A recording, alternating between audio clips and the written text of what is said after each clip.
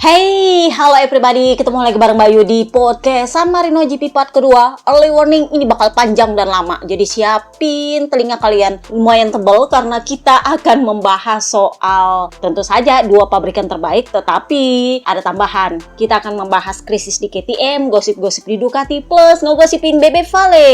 Jadi ini bakal lama. So, yang pertama kita bahas adalah soal Yamaha dulu. Bahwa mereka menunjuk Andrea Dossoli, masih ingat kepala timnya Yamaha WSBK? Nah, itu akan menjadi kepala pengembangan Yamaha Motor Eropa. Jadi dia bertanggung jawab pada pengembangan balap. Kan udah gue bilang, Yamaha sama Honda bedanya adalah Yamaha itu punya pusat pengembangan di Eropa, di Italia. Sementara Honda, ya memang mereka punya base di Spanyol, tapi pengembangannya tetap di Jepang. Nah ini yang beda. Kemarin tuh si Papa Yohan kan sampai ngedumel-ngedumel. Sementara Johan Zarco bilang, ya bukan hak saya sih mau ngedumel. Meskipun terus terang, saya akui bahwa Honda perlu terobosan lebih dari sekedar yang ini. Karena mereka ternyata nggak bawa mesin baru. Yang bawa mesin baru adalah KTM. Nah, kita bahaslah KTM. Di part pertama gue udah bilang bahwa ternyata memang KTM punya kondisi finansial yang lebih mengkhawatirkan dari yang gue pikirkan ternyata. Jadi kerugian 2,5 miliar euro itu membuat mereka harus melakukan pemotongan besar-besaran pada rencana keikutsertaan di balap internasional. Jadi Husqvarna yang sebenarnya sekarang ada di Moto3 itu akan fokus pada balapan MX, sementara Gas itu akan fokus pada balapan endurance. Nah, untuk MotoGP sendiri, KTM masih ada, tetapi ya antara hidup segan mati tak mau. Jadi gua ngerti alasannya Bebe Vale memindahkan Vietti itu ke tim Speed Up tahun depan menggantikan Fermin Aldeguer. Karena memang nampaknya KTM punya kondisi keuangan memang sangat mengkhawatirkan secara grup. Jadi kalau kemarin kita berpikir bahwa ini grup lumayan besar, lumayan bagus, mereka punya banyak grup pabrikan yang luar biasa. Bahkan kemarin kan sempat membeli sirkuit kan untuk pengembangan, masih ingat? Nah sekarang ternyata dengan kerugian terlaporkan 2,5 miliar euro, nampaknya banyak yang harus dipangkas. Jadi salah satu bos mereka, Hubert, apalah gue lupa namanya, itu bilang asal muasal kerugian ini adalah sejak Neng Nongna, pandemi, di mana orang-orang itu tidak bisa keluar seenaknya dan mereka punya pekerja itu harus dirumahkan karena nggak bisa berinteraksi dengan orang lain, ya kan? Mau kerja dari rumah, ya kerja dari rumah, tapi ya apa yang jadi? Karena mereka kan memproduksi motor. Jadi kalau nggak ada orang kerja di pabrik ya gimana? Nggak mungkin kan kerjanya dari rumah, bener nggak sih? Kurang lebihnya sih seperti itu. Nah, ditambah lagi, Stefan Pirer, bosnya ini punya sedikit ambisi bahwa mereka ingin mengalahkan Ducati. Jadi mereka punya semboyan menjual motor ready to race. Jadi ini ala-ala Ducati yang menjual motor versi balap di motor jalanan mereka. Terutama di Ducati Panigale 2025 yang kemarin mereka coba di World Ducati Week. Jadi semboyan memproduksi motor ready to race ini yang bikin biaya produksi terlalu tinggi, tetapi di saat yang sama mereka nggak bisa menjual motor terlalu mahal. Jadinya profit yang diperoleh itu terlalu kecil untuk bisa menutupi semua biaya-biaya. Kurang lebihnya sih seperti itu. Nah itu terakumulasi. Nah kemarin diumumkan bahwa mereka mengalami kerugian total 2,5 miliar euro. Besar loh itu, miliar soalnya. Kalau cuma juta mah mungkin masih kecil. Jadi ya memang mereka dalam situasi yang sebenarnya mengkhawatirkan, tetapi nampaknya KTM cukup percaya diri ketika mereka mengontrak rider-rider kelas kakap untuk menjadi rider mereka di tim Tech 3. So, kita lihatlah bagaimana pengembangannya. Yang pasti di tes Misano kemarin ternyata mereka sudah turun dengan motor baru. Gue tuh heran kenapa nggak ada jurnal yang kasih gambar gimana modelnya ini motor baru. Saking begitu tertutupnya kah, apanya kah gue nggak ngerti. Tapi yang jelas di tes Misano kemarin yang ngerasain motor baru untuk tahun depan itu cuma 2 orang, yaitu Brad Binder dan Pedro Acosta. Kenapa? Karena cuma mereka yang akan bertahan tahun depan, sisanya kan akan pergi. Jadi nggak dikasih motor baru, cuman disuruh ngetes aerodinamis dan segala macam lah setup. Tetapi Pedro Acosta dan Brad Binder itu menguji motor baru mereka dan mereka berhasil mencetak waktu yang lumayan cepat dengan motor itu. Nanti kita bahas apa komentar mereka soal tes Misano. Tapi kita bahas dulu soal San Marino GP-nya. Papa Pip.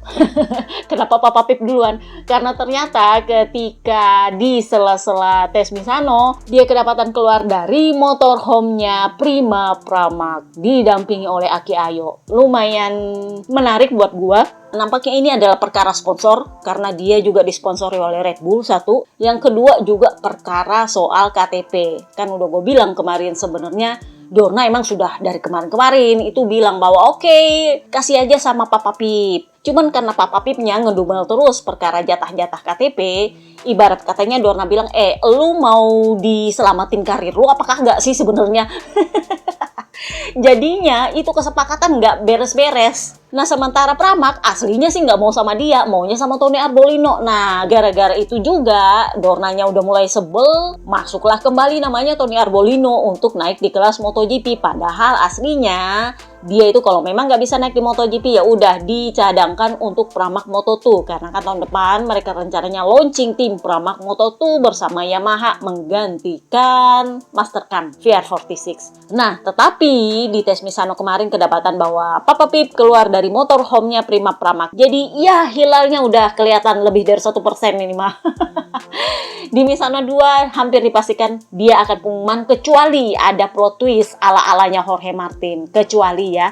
Nah ini nanti kita bahas lagi di bagian Pramak. Udah gue bilang ini bakal lama kah? Kita bakal ngegosip panjang dan lama.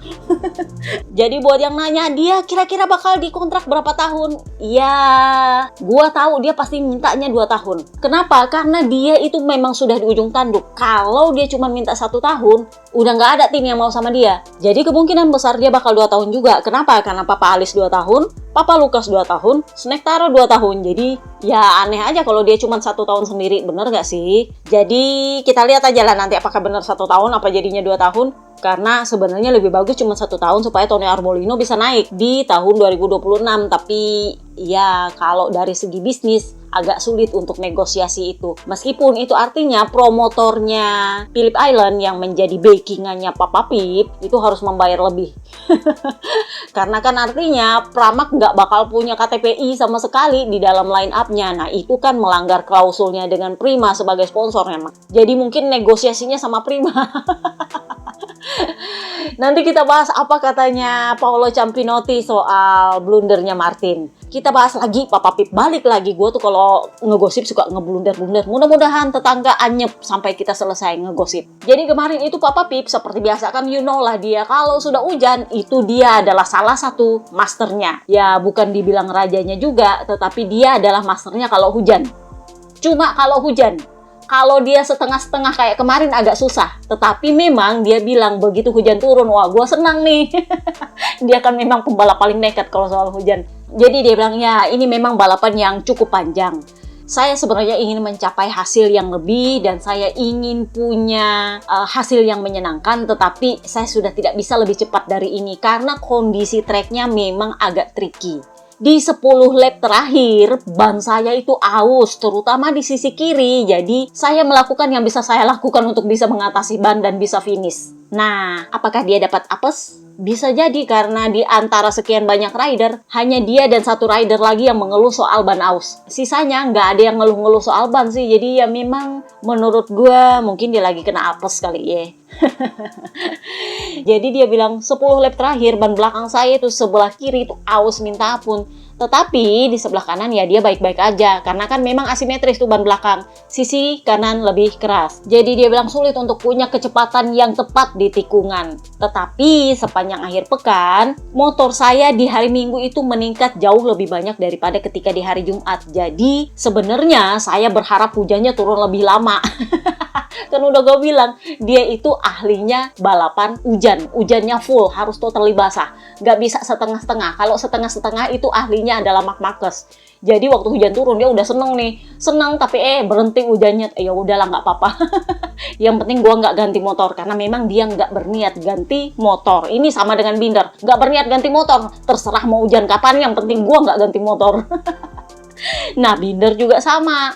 Binder bilang, ya situasinya memang agak menegangkan di trek ketika hujan mulai turun. Terutama karena trek ini tidak rata. Jadi kami tidak tahu harus berbuat apa dan seberapa besar resiko yang harus diambil. Tetapi saya tetap berpegang pada naluri saya dan itu berhasil ternyata. Aslinya sebenarnya kondisi trek itu lebih buruk di sektor pertama karena itu hujannya deras banget. Tetapi justru sektor ini juga yang cepat kering ketika hujan mulai berhenti. Jadi bagi saya sebenarnya ini adalah balapan yang kacau. Karena saya nggak tahu harus berbuat apa dan mengambil resiko sebanyak apa. Tetapi intinya saya tetap senang. Kenapa? Karena saya bisa kembali ke posisi 4 di klasemen. Jadi kami sudah memiliki kompromi dengan motornya dan saya sudah merasa nyaman dengan motornya. Dan sekarang kami harus mengerjakan elemen untuk Misano test. Nah, di tes Misano, dia sebenarnya sempat menguji aero dan elektronik untuk sisa musim, tetapi dia juga menguji mesin barunya untuk tahun depan. Jadi, dia bilang, iya memang saya menguji mesin baru, jeroan istilahnya, karena ini memang masih versi kasarnya, dan dia bilang, ya, KTM meminta saya untuk mencobanya untuk feedback apa kesan pertama saya mengenai jeroan ini. Nah, ini agak beda dengan apa kata Acosta. Acosta itu memang menguji mesin baru juga. Dan dia bilang, ya memang mesin barunya cepet banget, lebih cepat daripada ketika saya pakai mesin lama. Cuman, saya harus menyelesaikan musim ini pakai mesin lama saya, bukan pakai mesin baru. Jadi, ya tetap saya harus fokus pada bagaimana caranya supaya saya bisa meningkatkan performa saya di akhir musim. Nah, ketika dia ditanya di tes Misano, lu coba part apa aja? Jadi dia bilang, terus terang, saking banyaknya itu part, saya nggak tahu apa aja yang saya uji dan untuk apa. Pokoknya taruh aja di motor situ, saya pakai, selesai. Maklum, masih rookie, jadi dia masih nggak terlalu tahu yang namanya teknis dan segala macam. Pokoknya yang dia tahu, taruh aja di motor, ntar gue bawa. Kalau sudah dapat datanya ya udah, olah aja. Gue nggak tahu itu untuk apa yang lu pasang, pokoknya gue pakai. Nah, waktu dia keluar bawa mesin baru juga ternyata dia cepat pakai itu. Jadi dia bilang, ya memang cepat sih, tapi saya tidak peduli dengan motor barunya. Mau cepat kayak, mau lambat kayak, yang jelas saya menyelesaikan musim pakai motor lama. Jadi saya memang cuma mau fokus pada motor lama. Motor baru oke, saya coba cepat, lebih cepat, tapi ya udahlah ya, saya nggak peduli soal itu. Nah, di San Marino kan dia sempat kehilangan wingletnya karena dia nabrak Morbidelli dari belakang. Jadi dia bilang, sebenarnya itu adalah balapan yang bagus karena saya startnya bagus dan saya bisa cepat, saya kompetitif. Tetapi ketika saya bertemu dengan Morbidelli di trek, saya menabrak bagian belakangnya dan winglet saya hilang. Sejak itu saya susah bawa motor karena gewol. Jadi pada akhirnya saya crash. Secara keseluruhan ya saya harus senang karena kami berhasil menjadi kompetitif di sepanjang balapan.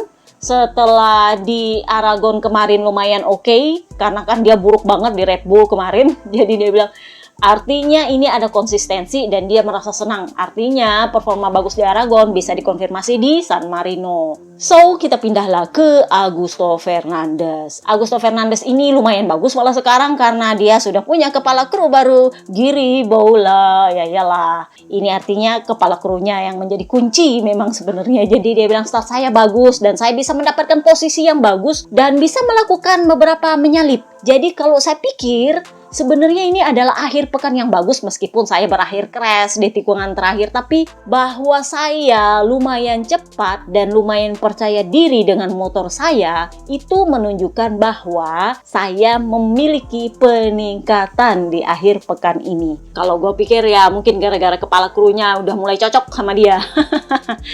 Jadi di tes Misano kemarin, alih-alih yang turun Paul Espargaro yang sebenarnya adalah wildcard di San Marino GP, justru yang turun di tes Misano adalah Dani Pedrosa. Dia kan juga yang menguji motor baru. Jadi menurut gosip sepoi-sepoi, katanya motor KTM yang baru ini agak ala-ala Aprilia katanya. Nah, jadi kan kemarin memang Papi Perrivolo bilang, oh motor kami sebenarnya lebih baik dari KTM. Nah ini nih dikonfirmasi, ternyata memang motor barunya mereka memang ala-ala Aprilia katanya sedikit. Pantas Rivola besar kepala.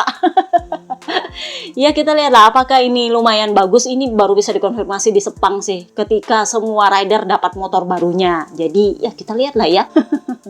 So, kita pindahlah ke Ducati. Nah ini nih, kita bahas dulu Pramac, satelit yang paling bapuk. Yang pertama adalah Morbidelli. Ini sebenarnya dia cukup optimis loh dengan San Marino GP. Kenapa? Karena dia start dari posisi 2. Jadi dia bilang sebenarnya saya senang sepanjang akhir pekan ini saya lumayan kompetitif. Jadi memang saking kompetitifnya, Marc Marquez si culas itu sempat ngintilin dia, curi kintil dia dan dia nggak marah.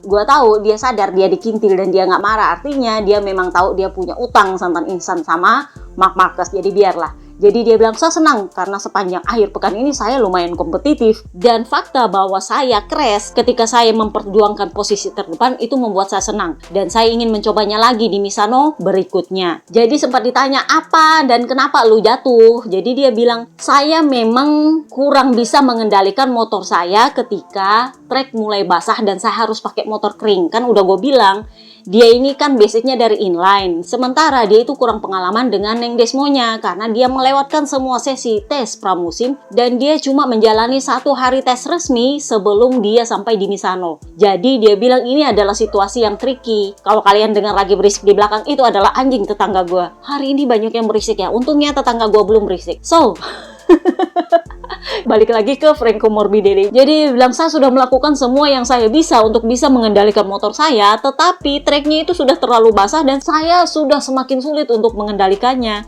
Jadi amat disayangkan karena saya crash ketika saya memperebutkan posisi teratas. Tapi akhir pekan ini semuanya berjalan dengan baik. Kami mengambil langkah maju yang penting dan di Misano 2 nanti saya akan mencobanya lagi. Jadi ditanya, lu menguji apa di tes Misano? Dia bilang, oh saya menguji aero baru. Jadi saya dikasih aero sama Ducati dan itu yang saya uji. Ada beberapa bagian yang saya suka dan di beberapa bagian itu nggak terlalu bagus. Tetapi kita lihat nanti apakah ini cukup bagus untuk balapan. Nah kita pindahlah ke Martin. Nah ini yang menarik. Kalau dia sebenarnya dia pendek sih karena kan balapannya juga nggak terlalu bagus. Tetapi implikasinya lumayan panjang. Jadi Jorge Martin kemarin ngaku salah. 100% itu salah saya. Kenapa? Karena saya mendapati sektor 1, 2, 3 itu sudah basah total saking derasnya hujan. Jadi ketika sampai di sektor 4 saya memutuskan untuk kembali ke pedok untuk mengganti motor. Kenapa? Karena saya semestinya mengikuti apa yang dilakukan oleh Pecco Bagnaia, bukannya saya masuk sendiri ke pedok. Nah yang menjadi masalah kemarin itu adalah ketika dia mengganti motornya dari basah ke kering, ganti motor kedua. Nah ketika dia kembali untuk mengganti dari motor basah ke kering, itu dia agak lama berdiri nungguin motornya, belum siap sama timnya. Jadi dia bilang, ya saya akui nampaknya saya memang harus lebih banyak komunikasi dengan tim soal strategi balapan. Jadi ditanya, emang lu nggak tahu bahwa bakal hujan atau diramalkan bakal hujan? Karena memang sebelum balapan Misano itu memang sudah diprediksi bakal flag to flag. Karena kan setelah Moto2 itu langsung hujan turun, bener nggak? Sebelum MotoGP dimulai itu emang udah hujan, jadi orang memprediksi bahwa ini bakal flag to flag. Tetapi ternyata dia tidak komunikasikan itu sama timnya. Bedanya dengan Pecco Bagnaia, dia justru aware bahwa ini bakal hujan. Jadi dia tanya lah Papi Tardossi, kira-kira ini bakal hujan nggak? Papi Tardossi bilang, kagak hujan itu, nggak hujan.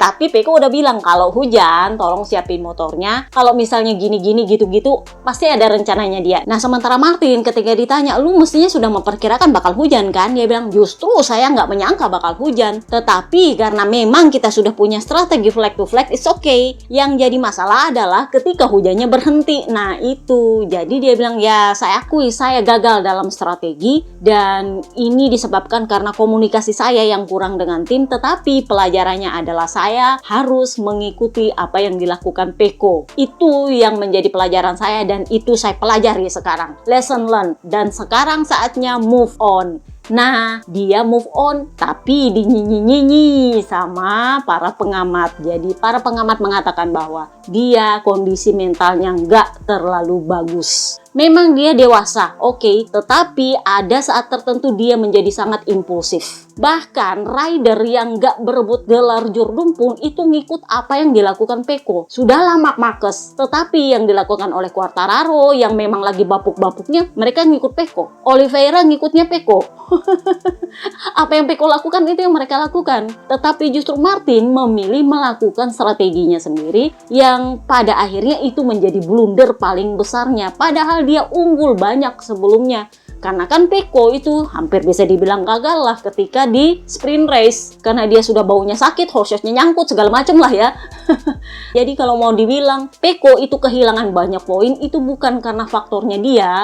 Karena kan dia kalah banyak kemarin di Aragon gara-gara diseruduk sama Alex Marquez kan. Bukan gara-gara dia salahnya sendiri. Nah sementara Jorge Martin itu kesannya menyerahkan poinnya kepada Pecco Bagnaia. Karena dia melakukan kesalahannya sendiri. Nah ini kata Opa Pernat, ini bukanlah mental seorang Jurdun sebenarnya. Tetapi ya kita lihatlah apakah dia bisa belajar dari sini mengejar ketertinggalannya, kita lihat. Nah yang cukup menarik adalah reaksinya Papi Campinotti soal ini. Jadi dia bilang, ya saya mengakui bahwa nampaknya Jorge Martin ini sedang berambisi untuk Jurdun dan itu membuat dia sedikit impulsif. Karena dia ingin membuktikan bahwa Ducati sudah membuat keputusan yang salah dengan membuang dia. Jadi bukan karena dia nggak suka Marc Marquez dipilih atau misalnya Enea Bastianini yang dipilih. Dia bukan masalah soal siapa yang dipilih, tetapi kenapa Ducati nggak memilih dia.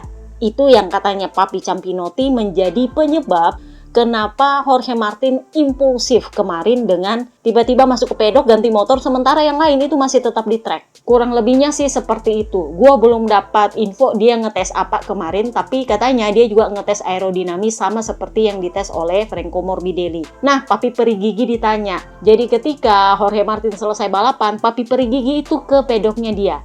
Jadi Papi Perigigi ditanya, ya saya bisa memaklumi bahwa Martin itu membuat keputusan yang salah. Tapi ya begitulah, semua pembalap pasti pernah membuat kesalahan dan ini adalah kondisi di mana kamu bisa membuat keputusan yang salah dengan mudah. Jadi dia bilang saya memaklumi keputusannya Jorge Martin, tetapi kalau kalian bilang saya harus memihak siapa, faktanya adalah di mata saya ada 4 rider yang sedang bertarung untuk Jurdun. Jorge Martin, Pecco Bagnaia, Enea Bastianini, dan Marc Marquez. Mereka berempat, bukan cuma berdua. Dan saya itu harus tidak boleh memihak. Saya harus mendukung mereka semua. Jadi meskipun Jorge Martin saat ini dalam kondisi yang ya memang melakukan kesalahan, tapi saya juga tidak berhenti untuk mendukung dia. Dan saya juga akan tetap mendukung Pecco Bagnaia dan mendukung Enea Bastianini dan juga Marc Marquez. Jadi semuanya saya dukung. Katanya sih begitu, dan gue memang lihat bahwa Papi Perigigi sekarang makin sering nangkring di pedoknya Jorge Martin. So, kita pindahlah ke VR46. Kita bahas dulu di Gian Antonio. Ini dia nggak ikut Misano Test karena ternyata bahu dia sakit lagi. Kalau Pecco itu bahunya sakit gara-gara memar, dia ini kan sakit gara-gara dislokasi. Nah, waktu sprint race kan dia crash lagi, Kak. Dan itu ternyata sakitnya minta ampun. Dia juga harus pakai painkiller. Jadi dia ini memang nggak ganti motor, enggak. Tetapi dia memutuskan untuk melambat ketika hujan mulai turun. Jadi dia bilang, ketika saya crash di sprint race, itu bahu saya sakit lagi. Dan saya memang tidak bisa dalam kondisi optimal untuk bisa mengendarai motor. Ketika hujan turun, saya memutuskan untuk tidak mengambil resiko. Jadi saya memutuskan untuk mundur lebih lambat, menjaga jarak dari para rider di depan. Dan itu memang membuat saya kehilangan posisi, tetapi saya tidak mau mengambil resiko untuk crash. Jadi dia takutnya kalau dia mau battle atau kenapa-kenapa, nantinya dia malah lebih mudah crash. Nah sementara bahunya udah sakit. Udah bau sakit, crash kan tambah sakit lagi. Jadi dia bilang, saya senang dengan hasilnya meskipun ya kalau mau dilihat dari secara keseluruhan ya ini sebenarnya kurang optimal karena bahu saya sakit. Jadi saya memang tidak bisa untuk mengikuti tes Misano karena saya mau fokus untuk pemulihan supaya saya sudah bisa 100% di Misano 2. So, kita pindahlah ke Marco Basic Wheel. Ini sebenarnya dia startnya lumayan bagus, P3. Jadi yang di front row kemarin semuanya para VR46 dan ABR ngamuk-ngamuk. Wah, mentang-mentang nih kan mereka latihannya di sini, jadi wajar mereka begini begitu. Ya, justru di tahun-tahun sebelumnya mereka nggak seperti itu kan. Menurut gue ini memang sudah seharusnya seperti itu. Kan gini gitu, enggak, karena emang dia seharusnya begitu sebenarnya. Mereka lo tiap bulan latihan di situ. Nah, sementara Marc Marquez kan startnya dari P9. Ada yang bilang, oh dia start dari P9, dia finish P1. Ya, kan udah gue bilang, beruntung karena cuacanya aneh-aneh. Jadi Bes bilang, ya saya memang memutuskan untuk tidak mengganti motor. Start saya bagus sebenarnya, tetapi di lap-lap pertama saya itu ribut sama Jack Miller, ribut sama Marc Marquez. Akhirnya kesana kemari saya kesentil sama Jack Miller lah. Sempat saya keteteran di belakang, kehilangan posisi. Bisa comeback sih, bisa comeback, tapi hujan mulai turun. Tapi saya memutuskan untuk bertahan karena saya sangat tergoda untuk bisa finish P5. Jadi dia bilang secara total sih sebenarnya saya senang karena kondisi trek seperti ini itu sangat krusial untuk melakukan kesalahan. Tetapi untungnya saya berhasil bertahan. Jadi dia bilang saya harus akui bahwa ini memang bagiannya Marc Marquez kalau cuaca yang aneh-aneh seperti ini. Tetapi intinya adalah saya ingin bisa mempertahankan performa saya. Dan untuk akhir musim ini saya pengen bisa mencapai podium lagi. Jadi di tes Misano kemarin dia menguji elektronik dan aero juga untuk tujuan supaya bisa meraih podium di akhir musim. Nanti kita akan bahas di podcast suka-suka apa komentarnya dia soal radio dan soal ban karena ini bakal panjang lagi. Gue sebenarnya lagi nggak mau ngegosip panjang-panjang soalnya. Nah, kita bahaslah Gresini. Alex Marquez. Setelah di Aragon kemarin dia bilang, sejujurnya saya sedih melihat kakak saya hore-hore comeback kemenangan. Kali ini dia bilang saya ingin mengucapkan selamat kepada kakak saya. Akhirnya dia mengucapkan selamat. Jadi dia bilang, ini adalah balapan yang sulit karena secara fisik saya masih babak belur dan kesakitan. Ini juga masih tetap jadi pertanyaan gue, emang lu ngapain di Aragon sampai kesakitan gitu. Jadi dia bilang saya secara fisik masih sulit, tetapi ya hasilnya ya lumayan bagus dan pada akhirnya saya memang sudah berada di limit untuk kondisi yang bisa dibilang tidak bisa diprediksi. Jadi dia bilang yang penting saya baik-baik saja, kami baik-baik saja dan saya ucapkan selamat kepada kakak saya. Marc Marquez. Marc Marquez ini tahu bahwa dia beruntung. Jadi ABR bilang dia hebat, ya udah gue bilang dia hebat kalau kondisinya flag to flag seperti ini. Flag to flag kalau dia dari kering ke basah, Marc Marquez itu akan sulit unggul. Kalau dia totally basah sampai akhir, itu akan sulit unggul. Yang unggul biasanya Binder, Miller, yang nekat-nekat gila-gila itu, nah itu yang biasanya. Tetapi kalau Marc Marquez itu ahlinya adalah kalau dari hujan ke kering. Jadi kalau hujannya cuma dikit, terus dia mengering, nah kasih aja dia itu. Nah itu udah gue bisa tebak kemarin ketika hujannya berhenti, nah pasti dia maju. Karena memang dia seperti itu. Dia tahu caranya mengendalikan motor dengan ban kering di trek yang masih agak basah, tapi nggak hujan.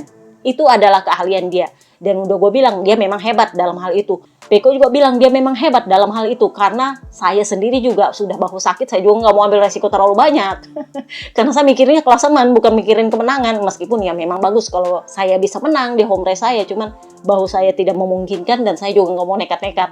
Jadi Marc Marquez bilang saya berterima kasih kepada tim. Dan saya juga mempersembahkan kemenangan ini untuk Fausto Gresini, mendiang.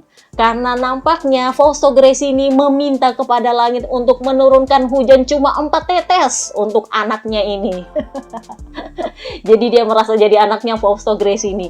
Saya diberkati sama Fausto Gresini dengan hujan yang cuma beberapa tetes ini. Karena dia tahu saya bisa untuk menang di kondisi seperti ini. Jadi dia bilang kekuatan saya itu adalah improvisasi. Jadi ketika terjadi sesuatu yang anomali, yang nggak jelas, dan para rider lain itu nggak mau mengambil resiko karena nggak bisa mengukur resikonya, nah dia itu pasti bisa mengatasinya.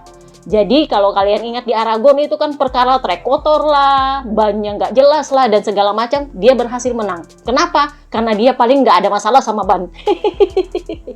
Nah sementara di Misano, nggak ada yang berani ambil resiko dengan ban kering di trek yang masih basah. Jadinya ya dia yang memang ahlinya di kondisi seperti itu, trek setengah kering, ya dia menang. Jadi dia bilang keahlian saya itu adalah improvisasi. Tetapi kalau kita balapan lagi di Misano, ya terus terang mungkin saya akan dirugikan. Kenapa? Karena ini adalah trek yang bukan keahlian saya. Saya lebih piawai di trek dengan tikungan kiri lebih banyak. Seperti ya di Buriram, Thailand, atau di Motegi, Jepang. Tapi ya kan sekarang tiap race itu beda-beda. Sama seperti Bes itu dia bilang, sekarang tiap race itu udah beda ban lah, beda kondisi lah, beda aspal lah. Ada aja yang baru, jadi mereka itu udah nggak punya parameter untuk mengukur ekspektasinya akan bagaimana. Kayak kemarin di Aragon yang di bawah adalah ban belakang yang paling keras, akhirnya nggak ada yang pakai. Tetapi ban depannya malah ambles. Jadinya di San Marino GP dibawalah ban depan baru yang lebih keras. Ujung-ujungnya ya nggak ada yang komplain sih soal ban depan. Tapi hujan kak. Ada-ada aja. Jadinya Marc Marquez bilang ya keahlian saya adalah improvisasi. Jadi saya sebenarnya berpikir bahwa ini adalah keberuntungan bagi saya. Kalau mau balapan lagi di Misano ya menurut saya akan merugikan. Apalagi kalau kondisinya normal ya nggak hujan dan nggak kenapa-kenapa. Dia akan sulit menang. Jadi dia bilang itu sepertinya akan menjadi kerugian bagi saya karena keunggulan saya adalah sirkuit dengan tikungan kiri lebih banyak. Kira-kira apakah kamu punya peluang untuk meraih Jordan? Dia bilang lagi, kalau kita bisa meningkat dengan lebih baik terutama di sisi kualifikasi karena dia selalu keteteran di kualifikasi, ada-ada aja kan. Kecuali dia kalau curi kintil ya mungkin masih bisa. Jadi dia bilang ini sebenarnya kelemahan saya adalah kualifikasi. Kalau saya bisa memperbaiki kualifikasi, ya mungkin ada kemungkinan saya bisa bertarung untuk Jordan. Tetapi saya nggak mau terobsesi dengan itu untuk saat ini. Jadi semoga gue salah bahwa gue mengunduh skenario bahwa Marc Marquez paling enggak akan diplot ke posisi 2 klasemen. Kalau memang dia nggak bisa Jordan, dia akan diplot ke posisi 2 klasemen untuk membuktikan bahwa Jorge Martin tidak layak jadi adipati. Karena kan kemarin ketika Jorge Martin blunder, itu kan semua orang bilang, oh dia memang gak layak untuk Jordan, itu bukan mentalnya orang Jordan. Apa pernah loh yang bilang. Ditambah lagi yang lain bilang, oh dia itu memang gak layak untuk jadi teammate-nya Pecco Bagnaia, karena Pecco aja masih berani loh. Pecco loh masih berani, masa dia masuk sendiri ke pedok? Jadinya kan seperti itu. Nah, nampaknya skenario ini mengarahkan si Jules Marquez untuk bisa mengisi P2 klasemen. Ya nggak harus dia Jordan. Ada yang bilang ada kemungkinan dia Jordan di Grace ini. Ya bisa jadi sebenarnya itu adalah skenario yang bagus. Itu adalah para ABR yang pengen banget. Kenapa? Karena mereka pengen mempermalukan Ducati. Mereka ingin Marc Marquez ini bisa menyaingi posisinya Bebe Vale yang Jordan dengan motor satelit. Masih ingat? Itu kan dia belum bisa pecahkan. Jadi kalau dia bisa Jordan dengan Grace ini, rekornya Bebe Vale itu bisa dipecahkan. Ngerti nggak skenario-nya? Tetapi apakah dia mau atau enggak? Dia sendiri udah bilang sih, ya itu bukan obsesi saya, tapi ya saya pengen. Karena dia tahu fokus dia adalah tahun depan. Kalau dia merusak rencananya Pecco untuk Jordan tahun ini, kemungkinan dia bakal dianggap musuh tahun depan di pedok Ducati. Bener gak sih? Ini lumayan main strategi, makanya gue bilang yang mau gue nantikan adalah dia apakah akan membantu lawannya Pecco atau akan melindungi Pecco atau lepas tangan. Ini yang nanti kita bahas di Bebe Vale, karena ini yang Bebe Vale kritik. Dia itu sebenarnya kalau dia nggak bertarung untuk Jordan, ya nggak usah diurusin. Cuman kan masalahnya adalah Martin itu satu pabrikan sama dia, Pecco satu pabrikan sama dia. Memang bukan teammate, tapi satu pabrikan. Aturannya karena tahun depan dia akan jadi adipati, dia mestinya membantu Pecco, bener? Tetapi masalahnya adalah Pecco ini adalah anaknya VR46, satu. Kedua, dia adalah KTP Italia. Sementara Martin akan menjadi musuh dia tahun depan di Aprilia. Tetapi dia adalah KTPS. Dan tahun lalu kan dia sempat membantu Martin. Dan dia terang-terangan bilang, saya akan membantu Martin. Tim Martin. Makanya gue bilang, patut dinantikan apakah dia akan melindungi Pecco atau melindungi Martin, atau justru dia pengen Jordan di Grace ini. Meskipun ya memang masih jauh sih, tapi who knows, karena kan ini race away, apapun bisa terjadi. Dan tahun lalu Pecco itu keteteran kalau di race away karena bannya sudah beda-beda, ditambah lagi Indianya bisa beda-beda. Jadi ya kita lihatlah akan bagaimana. Yang pasti dia udah bilang saya pengen Jordan tapi nggak terobsesi. Itulah kenapa di Misano Test dia lebih fokus kepada menguji setup dan aero yang sebenarnya nggak ada yang baru sih. Dia bilang sendiri nggak ada part yang baru, semuanya itu adalah part-part lama. Jadi masih ingat di tes-tes sebelumnya itu dia menguji part-part yang dia memutuskan untuk nggak pakai. Jadi part yang nggak dipakai itu dia uji lagi untuk mencari setup yang tepat supaya dia paling nggak bisa bertarung untuk Jordan di akhir musim ini. Sempat ada yang tanya, katanya dia mau menguji jeroannya Desmo GP 25. Udah gue bilang dari kemarin-kemarin, nggak mungkin Ducati bawa motor tahun 2025 ke tes Misano. Sejauh yang gua tahu, Ducati itu baru bawa motor barunya itu ke Sepang. Kalau ada yang diuji sebelum Sepang, biasanya itu adalah part-part yang terpisah atau elektroniknya. Nah, kemarin yang disuruh diuji oleh Marc Marquez itu adalah elektronik tahun 2025. Papita Rossi sendiri bilang, kami nggak bawa motor 2025 ke Misano. Nggak ada memang. Sedangkan Pecco sama ini aja cuman menguji fairing sama moncong baru. Dan itu pun menurut gua bukan moncong dan fairing tahun depan. Itu adalah moncong dan fairing tahun ini yang akan mereka uji untuk sisa musim. Tapi yang jelas, Marc Marquez katanya itu disuruh menguji elektronik 2025. Nah, itu yang gua bingung. Pengaruhnya apa? Jadi Marc Marquez sendiri bilang, ya saya nggak fokus ke situ sih, karena saya fokus untuk setup dan pengujian part-part saya agar saya bisa bertarung untuk jurun di sisa musim. Jadi ya maaf, sorry ABR lu kecewa. Gue sendiri sempat berpikir, jangan-jangan yang dimaksud adalah Desmo GP24. Ya kagak juga, dia nggak nguji itu, elektroniknya doang ternyata. Jadi maaf. Terlalu banyak PHP dengan ABR. Akhirnya kan kemarin dia dibulah waktu dia di podium. Nah ini nih yang jadi bahan komplain media ABR dan media buzzer. Ini akhirnya menjadi blunder lagi, dibahaslah sama Baby Vale ujungnya. Jadi kemarin ketika dia naik podium ada nggak sebagian besar sih, sebagian kecil orang yang menyiuli dia. Kasih bu. Jadi ini sebenarnya menarik buat gue. Waktu di Mugello masih ingat, yang dibu adalah Alex Marquez, bukan dia. Karena kan Alex Marquez kan ribut sama Pecco kemarin juga, bener nggak? Nah sementara di Misano GP, Alex Marquez cenderung tenggelam, tapi dia koar-koar soal badannya babak belur lah, minta maafnya terlambat lah, segala macem lah.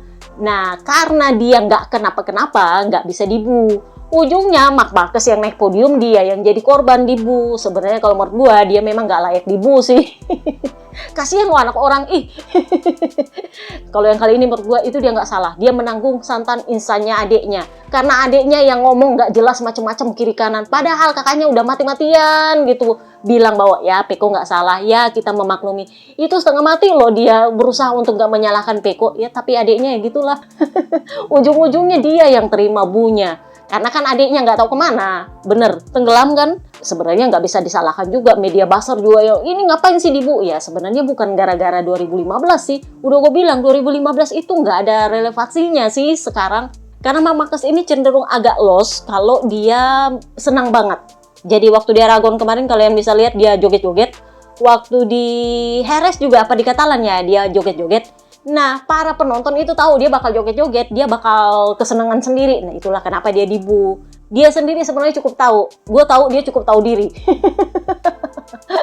Jadi dia juga sebenarnya pengen joget, tapi karena dia joget dia dibu, akhirnya dia batal joget. Yang kasihan gue sama DJ-nya. DJ-nya udah pasang musik bagus-bagus, nggak ada yang joget. Kasihan juga sih gue. Tapi ya sebenarnya menurut gue itu bukan salah Marc Marquez, kasihan ya anak orang. Tapi justru media ABR bawa-bawa lagi 2015 itu nggak ada hubungan sama 2015.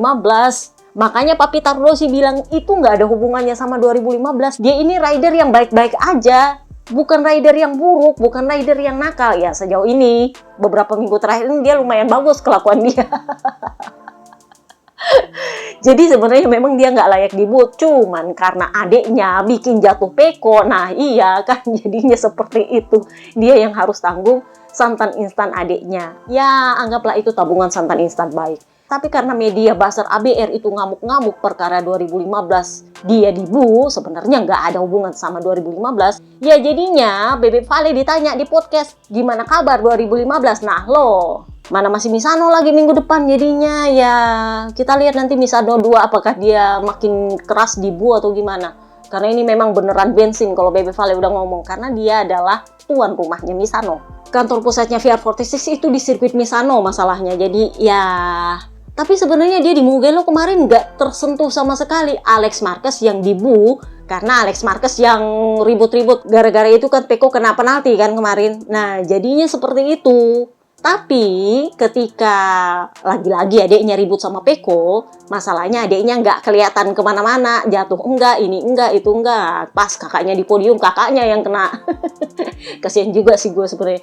Maksud gue gini loh, itu kan santan instan adiknya, ngapain dibu sih dia. Tapi yang jelas itu nggak ada hubungan sama 2015. Mungkin ada yang fansnya Pecco Bagnaia yang merasa, lu menang karena Pecco lagi sakit aja, lu menang karena dia beruntung. Ya emang karena dia beruntung.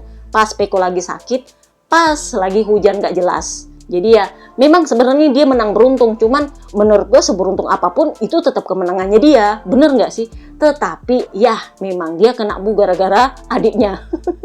Karena adiknya yang bikin Peko sampai gak bisa ngelawan dia, kan sakit bahunya, bener gak sih? Peko sendiri di belakang podium bilang, saya udah gak bisa lagi, beberapa lap terakhir itu saya sudah gak bisa konsentrasi, bahu saya sakit sekali. Kita masuk ke Ducati pabrikan. Enea bilang saya sebenarnya sakit perut pagi-pagi. Gue sebenarnya agak bingung ada apa di Misano kemarin. Jadi hari Kamis kemarin Martin itu sempat muntah-muntah semalaman. Jadi dia bilang saya sebenarnya berharap supaya hari Jumat saya fit karena saya semalaman muntah-muntah. Setelah itu Johan Mir sakit perut, mencret-mencret. Giliran hari Sabtu dia juga muntah-muntah. Terus Luca Marini bangun-bangun demam. Untungnya dia nggak muntah-muntah, cuma lemes. Nah sementara Enea Bastianini bilang saya sakit perut. Jadi dia bilang terus terang hari Minggu itu saya sakit perut, kurang enak badan. Tetapi ya saya berusaha agar hal itu tidak mengganggu saya secara psikologi. Karena kan memang kondisinya Peko udah nggak bisa konsentrasi gara-gara sakit bahunya. Nah dia bilang terus terang saya memang sakit perut tapi saya berusaha untuk tetap konsentrasi dan menurut saya memang balapannya tidak terduga tapi menurut saya juga itu menyenangkan meskipun ya saya kurang nyaman di atas motor dan saya kurang percaya diri karena kondisinya memang agak tricky. Jadi ketika hujan mulai turun dan melihat Franco Morbidelli crash sebenarnya saya tergoda juga untuk ganti motor, untuk masuk ke pedok. Tetapi ini sama dengan Snectaro, sempat tergoda untuk masuk ke pedok tapi karena dia lihat yang lain masih ada di track, ya udah itu alasannya Snectaro sih. Saya lihat yang lain masih ada di track, ya udah saya ikut aja. Nah, sementara Enea bilang, saya untungnya tidak memutuskan untuk mengganti motor meskipun sempat tergoda. Jadi dia bilang itu adalah keputusan yang untungnya berhasil. Pada akhirnya ban sok belakang saya aus di beberapa lap terakhir. Jadi saya senang paling nggak saya bisa finish podium. Ini yang ngeluban berarti Papa Pip sama Enea. Tapi ya Enea wajar dia pakai ban soft. Enea itu sejauh yang gue tahu itu jarang merasakan bannya aus di akhir-akhir balapan. Tapi akhirnya dia merasakan juga di Misano. Jadi dia bilang ban belakang soft saya itu udah aus di beberapa lap terakhir. Tapi ya saya berusaha bertahan dan untungnya saya bisa podium. Jadi ya overall saya berterima kasih kepada tim yang sudah mendukung saya. Juga kepada para fans saya yang datang di balapan ini sebagai fans tuan rumah. Iya dia senang lah ya. So, kita pindahlah ke Raja Ducati Pecco Bagnaia. Jadi dia bilang posisi 2 ini adalah posisi yang paling baik yang bisa saya capai. Karena memang saya sebenarnya pengen menang, tetapi ini tidak memungkinkan karena kondisinya saya memang tidak fit. Dan saya mengucapkan selamat kepada Marc Marquez karena memang dia hebat di kondisi seperti ini. Gak ada yang mengalahkan dia dan saya memang tidak bisa mengalahkan dia. Bukan saya nggak berusaha juga, saya berusaha ngejar dia, udah usaha gue. Sebenarnya bisa saja saya berusaha menyalip dia di tikungan, bisa. Tapi kondisinya adalah saya tidak sesehat itu untuk bisa melakukan tikungan tajam. Jadi dia berusaha menjaga supaya nggak bikin bahunya sakit. Tapi beberapa lap sebelum finish itu emang udah nggak bisa, emang udah sakit aja. Jadi dia bilang ini adalah hasil maksimal yang bisa saya berikan. Saya memang tidak berniat mengganti motor karena saya tahu bau-baunya memang dia bahasanya mengendus. Jadi memang di belakang podium itu dia ngomong sama Enea dan sama Marc Marquez, dia bilang emang saya cium bau-baunya ini. Bau-baunya nggak lama ini hujan, jadi saya memutuskan untuk nggak ganti motor. Sementara Marc Marquez sendiri bilang ya saya lihat Pecco aja karena dia kan rider tuan rumah, dia yang paling sering ngider di sini coba. Karena dia yang paling sering ngider di Misano, dia pasti paling tahu kondisi hujannya Misano. Jadi kalau dia masih di track, ya saya juga di track. Percayalah pada rider Akamsi. Jadi dia bilang memang sebelum balapan saya sudah bicara dengan Tardosi. Saya berpikir memang tidak akan hujan. Dan Tardosi juga bilang tidak hujan. Tapi ujungnya hujannya turun. Untungnya saya mencium, ini bau-baunya nggak lama nih hujan. Jadi saya memutuskan untuk tidak mengganti motor. Dan di saat itu mulailah Marc Marquez maju dan menyerang. Saya berusaha bertahan tapi udah nggak bisa. Saya berusaha mengejar juga udah nggak bisa. Jadi ya sudahlah. Saya puas dengan hasil yang saya peroleh saat ini. Kondisinya memang setelah di beberapa lap terakhir saya mulai kehilangan konsentrasi karena bahu saya mulai sakit. Dan saya lihat, oh ya Enea Bastian ini selisihnya 3 detik di belakang saya. Jadi saya bisa sedikit tidak tertekan dan berusaha untuk tetap bisa konsentrasi karena susah sekali konsentrasi. Bahu saya sakit sekali. Jadi kalau kalian lihat dia lama banget di atas motornya karena bahunya sebelah kiri itu sakit. Dia bahkan nggak bisa menggerakkan tangannya. Sebelah kiri itu nggak bisa. Jadi dia kasih selamat sama Marc Marquez, ngomong apa segala macem. Itu nggak pernah mengangkat tangan kirinya karena memang lagi sakit banget. Jadi dia bilang untuk bisa mengalahkan Marc Marquez itu perlu kondisi 100% dan saya sedang tidak dalam kondisi itu. Jadi ya begitulah. Jadi ya memang para rider itu ngikutinya Pecco. Nah, itulah yang bikin kenapa Martin akhirnya dikritik. Kenapa lo yang masuk sendiri sana? Emang kelihatan sih dia bingung sendiri ketika dia masuk sendiri. Kenapa yang lain kagak? Karena memang Pecco bilangnya bau-baunya memang nggak lama ini hujan. Ini sempat diejek sama ABR bilang emang lu ahli nujum bisa ngendus-ngendus hujan. Ya, kalau lu petani atau lu nelayan biasanya lu tahu bau-baunya hujan mau lama atau enggak. Jadi ya gue nggak nyalahin Pecco juga waktu bilang bau-baunya ini nggak lama nih hujannya. Karena dia memang bener pada akhirnya kan. Jadi dia bilang, Tarnosi lo bilang nggak hujan. Tapi ya biasanya memang begitu. Kalau Tarnosi ngomong apa jadinya lain. Dia sendiri sampai ketawa. Jadi si Pecco bilang karena saya ngendus-ngendus ini nggak bakal lama itu hujan. Jadi saya memutuskan untuk tetap di track. Ketika saya tahu bahwa Martin masuk ke pit, saya tahu dia akan sulit finish dengan poin.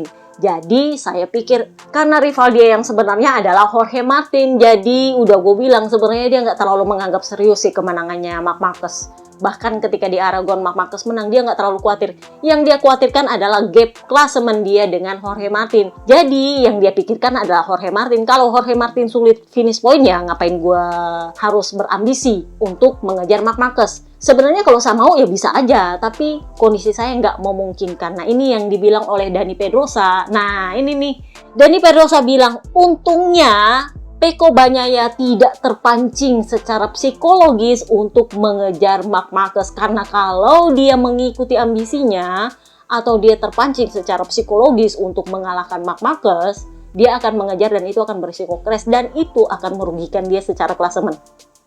Karena kan itu 5 poin lumayan berarti. Intinya gini, kalau dia bisa menang di Misano kemarin, gapnya itu bakal cuma 3 poin. Bener gak sih? Tapi untungnya Pecco ini dewasa secara mental sehingga dia tidak terpancing dengan permainan psikologisnya Marc Marquez. Antara dua, Marc Marquez mau membantu Martin, dia mau jatuhin Pecco lagi. Atau dia memang nggak bantu Pecco. Kan itu aja intinya. Karena kalau dia mau membantu Pecco, dia akan membiarkan Pecco menang. Tapi kan enggak. Jadi memang dia nggak membantu Pecco, dia anggaplah dia ingin memenangkan dirinya sendiri, itu akan lebih bagus alih-alih ya buruk-buruknya kalau membantu Jorge Martin. Tapi menurut gue terlalu buruk kalau gue bilang dia membantu Jorge Martin. Mari anggap dia memang menang karena dia layak untuk menang. Dia memang ahlinya keadaan seperti itu. Makanya gue bilang sebenarnya agak kasihan juga gue lihat dia dibu karena sebenarnya dia nggak salah apa-apa loh. Yang salah sama Pecco kan adiknya bukan dia. Bener gak sih? Jadi ya memang menurut gue gak fair dia dibu kemarin. Tetapi, nah karena BR itu membahas lagi-lagi 2015, sebenarnya gak ada hubungan dengan itu. Ditanyalah Bebe Vale di podcast. Jadi sebelum San Marino GP, Bebe Vale itu ditanya di podcast soal permusuhan dia dengan Max Biaggi. Jadi dia bilang, ya itu kan dulu saya masih kinyis banget gitu. Masih di, kemarin namanya belum Moto3 ya, 125cc gitu. Jadi waktu itu dia masih di kelas bawah, belum masuk di kelas utama, di mana Max Biaggi sangat mendominasi waktu itu. Dan waktu itu memang kondisinya negara bagiannya Italia itu terpecah-pecah. Jadi Italia itu kan terdiri dari beberapa negara bagian. Nah, Misano ini termasuk dalam Emilia Romagna. Itulah kenapa Misano 2 disebut Emilia Romagna. Nah, waktu itu Loris Capirossi itu adalah orang Emilia Romagna. Sementara Max Biaggi itu adalah orang Roma, orang Italia pure. Bebe Vale bilang waktu itu saya masih muda banget, masih balapan di kelas 125cc dan saya sangat ngefans sama Capirossi waktu itu. Nah, Capirossi itu kan saingannya sama Max Biaggi. Jadi karena saya ngefans sama Capirossi, saya nggak suka lah sama Max Biaggi. Jadi gue pikir ini ala-ala FBR, ABR juga nih. Jadi dia bilang lah sebenarnya permusuhan dengan Max Biaggi itu sudah dimulai sejak saya masih di 125 cc. Masih di kelas bawah, masih kinyis-kinyis punya. Jadi dia di Motegi ceritanya nih di seri Jepang. Di sana katanya mereka itu lagi makan-makan di restoran Italia. Di mana Max Biaggi itu biasanya mentraktir para Giorno. Nah, kebetulan dia lagi makan di situ sama Giorno, lewatlah Bebe Vale sama manajernya, ting ting ting ting ting ting. Sebenarnya maksudnya Max Biaggi sih memuji waktu Valentino Rossi lewat. Jadi waktu dia lihat Bebe Vale, dia bilang, oh itu tuh Max Biagginya kelas 125 cc. Bebe Vale bukan menganggap itu sebagai pujian, karena memang dia nggak suka sama Max Biaggi. Jadi waktu itu dia balas Max Biaggi. Jadi dia bilang, ya kamu adalah Valentino Rossinya 250 cc. Kurang ajar gak tuh? Jadi dia bilang itu Max Biaggi sampai marah banget di depannya para Giorno karena kan malu banget. Aturannya dia itu memuji Valentino Rossi. Ya kalau memang gak suka dipuji, diem aja. Ini malah ngelawan balik. Dia malah bilang, ya kamu adalah Valentino Rossinya 250 cc. Kurang ajar gak tuh? Jadi ketika dia masuk lift, dia sendirian. Mungkin manajernya lagi bayar makanan ke apalah. Dia masuk ke lift sendirian, mau ke parkiran. Ketemu lah sama Max Biaggi dan manajernya. Dibully dia di lift. Jadi dia bilang, saya itu ditendang sama Max Biaggi, kakinya itu ada di kepala saya. Jadi lu pikirlah seorang Valentino Rossi ternyata bisa dibully oleh seorang Max Biaggi. Jadi dia bilang, gara-gara itu saya trauma masuk ke lift sendirian. Jadi sejak itu mulailah mereka ribut sampai di seri Catalan ketika dia sempat benturan dan keteteran di belakang, tetapi akhirnya dia berhasil menang. Nah, ketemulah mereka waktu itu belum ada ruangan belakang podium seperti yang sekarang tempatnya para rider podium nonton balapan, enggak. Itu memang cuma di belakang podium, tapi itu kan mesti naik tangga tuh. Jadi dia bilang, iya, kami memang sempat ketemu di tangga, dan dia nyikut manajer saya. Dan karena manajer saya kesikut, manajer saya nanya, lu kenapa? Nah justru dia menampar manajer saya sampai kacamatanya terlempar. Jadinya saya juga bereaksi, lu kenapa? Apa yang salah dengan manajer saya? Nah, Max Biaggi bilang, lu mau juga sini? Ya saya ngikut lah. Jadi mereka naik ke belakang dan mereka kelahi. Bebe Vale katanya mukul Max Biaggi pakai helmnya. Jadinya ketika konferensi pers itu nggak ada yang beres bukannya mereka. Tapi ya begitulah. Jadi Bebe Vale bilang, ya secara total memang kami punya persaingan yang luar biasa, rivalitas luar biasa, tapi itu berawal dari salah saya ya emang. Orang maksudnya dipuji malah bikin malu. Bisa-bisanya dia bilang, kamu adalah Valentino Rossinya 250 cc. Bisa-bisanya seorang Valentino Rossi yang masih kinyis-kinyis itu. Tapi dia senyum. Ada yang tanya, kira-kira itu yang bikin jadi santanistan dia sampai nggak bisa gelar ke-10? Ya, gue nggak tahu, mungkin. Ternyata memang dia sebebal dan sepecicilan itu waktu masih muda. Jadi ya, wajar Max Biaggi sebel banget sama dia. Anak kurang ajar memang. Nah, gara-gara dibu Marc Marquez di San Marino GP kemarin kan, ABR membahas soal banyak yang masih belum move on dari 2015 di Misano, makanya dia dibu. Meskipun menurut gua bukan itu perkaranya. Jadinya Bebe Vale ditanya lah di podcast terbarunya, apa kabar 2015? Nah, Bebe Vale bahas dari A sampai Z. Jadi kalian masih ingat ketika Jorge Lorenzo bilang bahwa keributan dan konflik yang terjadi antara Marc Marquez dengan Bebe Vale itu sejak Assen ketika Bebe Vale motong chicken? Masih ingat? Sebenarnya bukan dari situ. Bebe Vale bilang itu bahkan dari seri Argentina loh. Jadi waktu itu dia bilang kami masih rukun, kami masih baik-baik saja. Tetapi ketika itu saya menyalip dia. Menyalip dia itu sebenarnya saya unggul dan sebenarnya itu cuma perkara formalitas untuk menyalip dia. Karena saya memang bisa menyalip dia di trek lurus. Jadi saya salip dia di trek lurus. Setelah saya menyalip, saya menikung, dia muncul dari dalam dan mencoba menyenggol saya. Saya terlempar keluar dan saya mencoba kembali lagi ke line saya dan saya mengejar dia dan saya senggol lah dia juga. Kamu kasih saya, ya saya kasih kembali. Nah, mulai dari situ kami mulai ada masalah. Memang dia berusaha ramah pada saya, berusaha akrab sama saya, berusaha menjilat bokong saya, tapi saya tahu dia nggak senang. Ibarat kata dia memang sudah mulai sapu jagat dari zamannya Bebe Vale. Jadi Bebe Vale bilang, lu jual gue beli. Nah, akhirnya ketemulah dia di Assen. Di Assen, Bebe Vale kan udah di depan. Nah, sementara lagi-lagi Marc Marquez kembali lagi bikin senggolan supaya Bebe Vale keluar track. Jadi Bebe Vale bilang, sejujurnya sangat sulit bagi saya untuk bisa berkendara di atas gravel. Dan sulit untuk saya bisa tetap menjaga motor saya tegak di gravel. Tetapi saya berhasil lolos dan saya memotong tikungan es. Ketika saya melihat dia datang, saya sudah kembali ke track dan saya menang. Ketika di podium, dia sempat bilang kepada saya, ya memang mudah kalau menang dengan main potong kompas seperti itu. Saya balas, jadi gini, kamu yang menabrak saya dan menyingkirkan saya keluar dari track. Dan saya berhasil lolos dari lautan gravel itu kondisinya tidak mudah. Jadi kamu itu harus bisa menilai situasinya berdasarkan kondisi. Karena belum tentu para rider bisa selamat dari gravel itu. Karena memang kan tujuannya adalah pengen Bebe Vale crash, tapi Bebe Vale nggak crash. Ujungnya malah motong tikungan. Jadi ya maaf. Nah, gara-gara itu katanya mulailah segalanya berakhir. Dan di Aragon GP, masih ingat kesepakatan Aragon?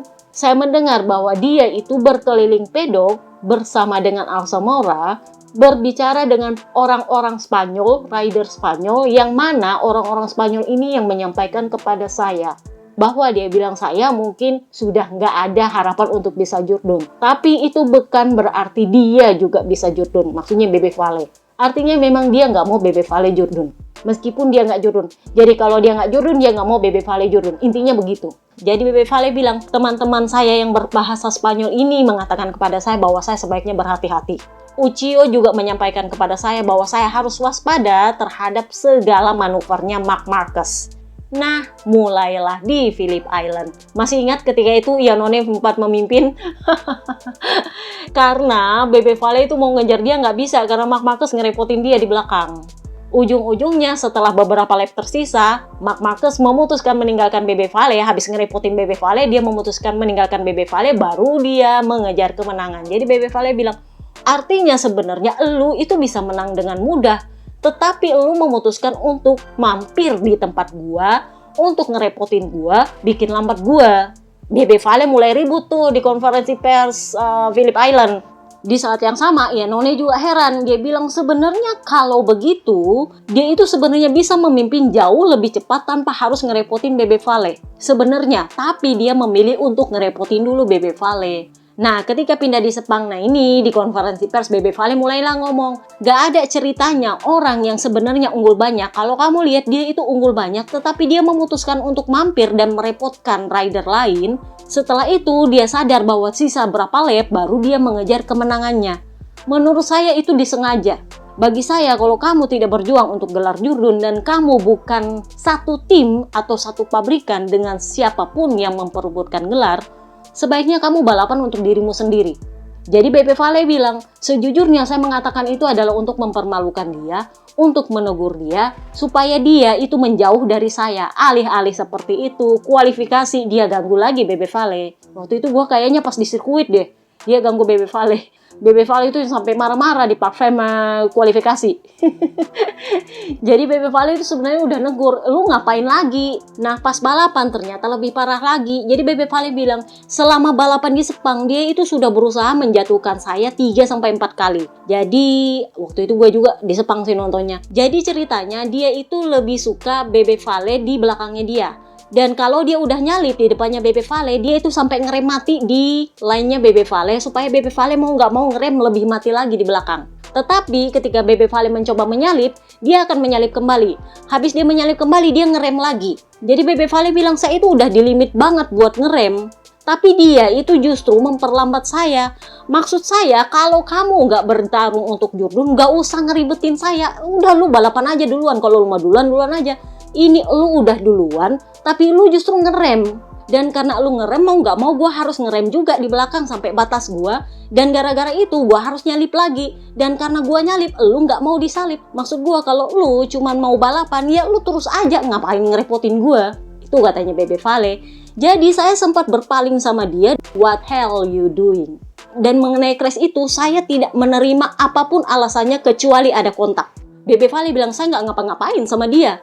Memang kalau logikanya Bebe Vale kan sudah ada di dalam tikungan dan dia ada di depannya Marc Marquez. Aturan tikungan berlaku, itu adalahnya Bebe Vale. Jadi nggak ada urusan soal lu ngapain di belakang situ. Dan Bebe Vale bilang saya tidak menerima argumentasi apapun kecuali itu ada kontak. Nggak bisa dibilang kakiku inilah, kakiku itulah. Nggak ada. Kaki gue nggak kemana-mana. Jadinya Bebe Vale bilang aturannya kalau memang saya sengaja menjatuhkan Marc Marquez yang saya tahu adalah dia crash sendiri, karena saya sama sekali tidak bermaksud membuat dia crash, karena kan dia udah di depan, ngapain juga mikirin siapa di belakang, bener nggak? Jadi dia bilang saya tidak sengaja bermaksud membuat dia crash, dia yang crash sendiri. Tapi kalau memang saya bikin dia crash, aturannya saya dihukum di situ. Kenapa? Karena misalnya saya finishnya ketiga, kalau saya mau dipenalti atau dihukum, ya berarti saya finishnya kelima, atau kemana lah, keenam kah, keberapa kah, terserah. Tapi aturannya saya harus dihukum di balapan itu, karena itu adalah kesalahan di balapan itu dan saya sudah finish. Cuman kan waktu itu aturan poin penalti nggak seperti itu. Masih ingat yang fans udah lama udah tahu nih aturan penalti.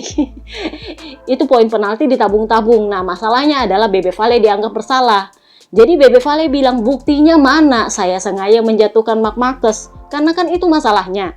Masalahnya adalah nggak ada bukti bahwa dia sengaja menjatuhkan Marc Marquez. Jadi dia bilang, saya bilang buktikan kalau memang saya sengaja. Tapi Race Direction juga nggak bisa menemukan bukti itu. Oke, kalau memang mau dipenalti, penalti sekarang. Tapi ternyata justru mereka membuat penalti di mana saya harus start dari grid terakhir di Valencia. Secara otomatis kaki saya dipotong, sudah nggak bisa untuk menang Jourdain. Mulai dari grid belakang itu nggak mungkin. Jadi ya begitulah, pada akhirnya kan Bebe Vale mengajukan banding itu sampai ke TAS. Nah waktu itu TAS itu menolak sistem penalti yang dijatuhkan di balapan yang sama. Terutama kalau lu finish, kecuali kalau lu nggak finish. Kalau lu nggak finish artinya penalti diberlakukan di balapan berikutnya. Tapi kalau lu finish, maka penaltinya akan diberlakukan di situ. Itu yang berlaku sekarang kan. Penalti 3 detik, penalti 16 detik, penalti turun grid segala macam. Itu kan berlakunya di balapan yang sama. Kecuali kalau lu nggak finish, itu baru berlaku di balapan berikutnya. Karena dia kalah di TAS, arbitrase olahraga. Jadinya di Valencia, Mike Webb waktu itu masih jadi RD, dia bilang Mike Webb memberitahu saya bahwa secara resmi saya harus start dari grid belakang. Ada Marc Marquez di situ, dia tunduk-tunduk aja. Reaksi pertama saya ketika Mike Webb bilang kamu tetap harus start dari belakang Valentino Rossi. Reaksi pertama saya adalah melihat dia. Dan waktu itu saya dapati dia melihat ke arah Alsamora seolah-olah mengatakan kita berhasil. Proyek Aragonnya mereka berhasil. Karena memang waktu di Sepang katanya saya dipanggil ke RD, saya datang sama Massimo Meregali. Dia itu datang alih-alih sama Supo, waktu itu masih Supo ya kan? Dia datangnya sama Alsamora. Saya sempat nanya, lu ngapain datang ke sini Alsamora? Lu apanya Honda? Mana Alsamora datang-datang hina-hina saya? Ngapain lu? Jadi intinya adalah dia memang pengen saya kalah Jourdain. Jadi dia bilang, Marc Marquez ini adalah rider hebat, rider bagus, seorang Jourdain. Dia agresif. Kalau kalian mau bilang rider kotor, banyak kok rider kotor, banyak. Saya bisa sebut banyak orang ya, mungkin dia sendiri juga iya. Dia bilang. Tetapi itu ada batasnya. Rata-rata rider kotor ini, rider curang ini, biasanya melakukan kecurangan, melakukan hal yang kotor untuk mengambil keuntungan bagi dirinya sendiri. Supaya dia bisa menang, supaya dia bisa diuntungkan, segalanya lah. Pokoknya intinya untuk diri dia sendiri. Tetapi dalam kasus Marc Marquez, dia justru membuat orang lain kalah untuk hal yang tidak ada hubungannya sama dia. Jadi waktu di Valencia saya bilang, hal ini akan terus mengikuti karirmu sepanjang masa. Karena olahraga yang menjijikan seperti ini bukanlah olahraga yang sportif. Ya jadinya seperti itu, sampai sekarang kan akhirnya kebawa-bawa. Meskipun sebenarnya nggak dibawa-bawa, cuman ABR punya tudingan selalu ke 2015, padahal sebenarnya bukan itu sih alasannya. Makanya gue bilang santan instan yang selalu dibawa-bawa. Jadi Bebe Vale bilang itu batasnya. Kita ini kan pembalap, ada rider kotor, tetapi itu untuk keuntungannya mereka, bukan untuk keuntungan orang lain. Tetapi untuk kasusnya Marc Marquez, no. Dia ini adalah orang paling kotor menurut saya, karena dia itu melakukan pekerjaan kotor untuk orang lain. Orang itu melakukan pekerjaan kotor untuk dirinya sendiri. Tapi kalau dia melakukan pekerjaan kotor untuk orang lain, yang bukan teammate dia, yang bukan satu pabrikan dia, menurut saya itu udah sangat kotor. Nah, titik. Ini akan jadi bensin untuk seri Misano kedua. Kita lihat di Misano 2, kalau dia naik podium, apakah dia akan dapat buah atau enggak? Kalau dia crash, apakah dia dapat buah atau enggak? Karena selama di Misano, sebenarnya dia ketika crash itu nggak dapat buah sih kalau menurut gue. Kan waktu kualifikasi dia crash, nggak dapat buah loh. Cuman ya itu, kecenderungannya Marc Marquez sekarang hure-hure, kalau dia di podium itu agak-agak berlebihan. Mungkin maksudnya fans di Misano adalah lu jangan besar kepala di sini. Mungkin, itu satu. Yang kedua memang, ya adeknya selalu bikin masalah sih. Kakaknya mungkin bikin masalah di awal-awal di Portimao Clash, tetapi adiknya ini berapa kali selalu clash dengan Pecco dan selalu di home race. That's the problem. Ya memang ketika di Jerez apa di Catalan ya, Pecco itu sempat crash dan dia dapat bu dari fans di sana yang juga adalah fansnya Marc Marquez. Tetapi waktu itu karena konflik Portimao Clash masih memanas, satu, yang kedua, ketika itu Pecco memang bilang bahwa dia pengen Enea tetap jadi teammate dia, kalau nggak salah. Itulah kenapa dia dapat bu. Itu ada penyebabnya memang. Makanya gue bilang, sebenarnya nggak ada hubungan sama 2015 kemarin itu. Tapi ya karena ABR lagi-lagi membahas 2015, ya dibahas aja sekalian. Ya maaf ABR, kan lu yang bahas. Karena sebenarnya itu nggak ada hubungan sama 2015. Makanya gue bilang, keputusannya Ducati memilih seorang Marc Marquez itu ditentang oleh publik Italia. Itu nggak ada hubungan dengan 2015 sebenarnya. Tetapi karena kelakuan dia kepada para rider Italia dan Ducati sebelum-sebelumnya. Nah kan kemarin akhirnya dia berhasil memperbaiki ini pelan-pelan, adeknya lagi bikin kacau. Jadi kita lihatlah nanti di Misano kedua akan seperti apa ini bahasan podcast di sana, implikasinya seperti apa, karena bagi gue ini seperti bensin ini. Orang udah adem-adem kemarin, dibahas lagi sama ABR itu 2015, akhirnya dibawa lagi ke BB Vale, lu jual gue beli. Jadi kita lihat nanti di Misano kedua akan seperti apa, dan gue juga penasaran apakah Ducati akan pakai livery khusus, karena biasanya sih home race-nya mereka pakai livery khusus loh. Agak-agak lain sendiri kemarin, si Gresini justru livery khusus, Ducatinya kagak, Pramac-nya kagak. Padahal mereka itu adalah tim-tim Italia. Aprilia apalagi hitam biasa aja. Jadi kita lihatlah nanti di Misano kedua apakah mereka pakai livery khusus. Let's see. VR46 juga nggak ada livery khusus. Jadi gue pikir mungkin mereka baru akan pakai livery khusus di seri Misano 2 karena itu adalah seri pamungkas. Let's see. Itu aja podcast kita kali ini. Gue tahu panjang banget. Sorry telinga kalian. See you next time guys. Bye bye.